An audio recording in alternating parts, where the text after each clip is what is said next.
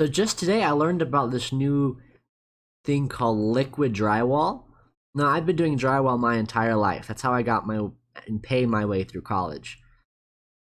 So one thing you have to know about drywall is that there's hundreds of replacements. I've seen tons of these products. I've never seen one in an aerosol can before and I've never used it. I think that's very interesting. But there are a lot of replacements out there.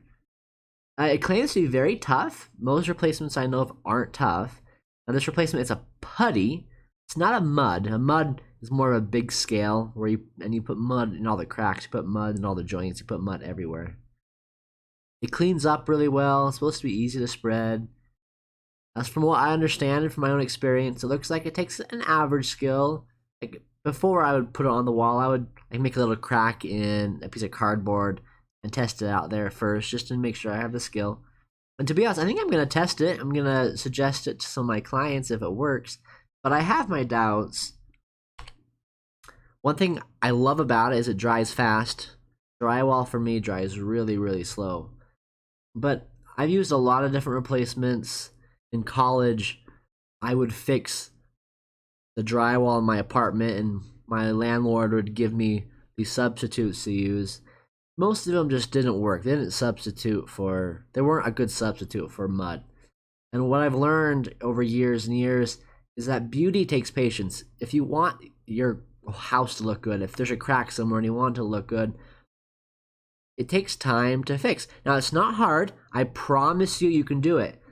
But if you want it to look good, you have to put in the time. Also, these replacements are actually usually a little more expensive than things like mud.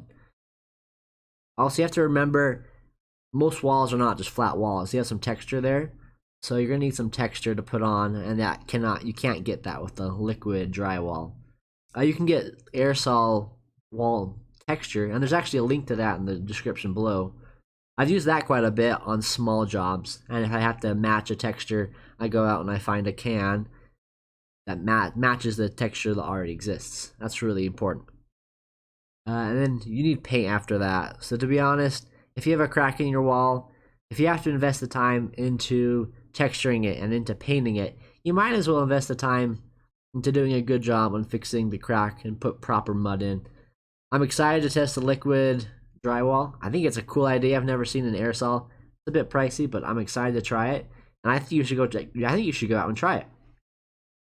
And in the description below, you can find a link to this texture that you put on. This texture works well. I've used it dozens of times. If you click on the link, I will make money. I want to be honest. I don't want to cheat you out on anything. Good luck with your projects. I hope you have success. I'm excited for us to test these. And if you do test it, if you could write a review of it in the description below, I would love to hear about it. Good luck, and I'll see you guys later.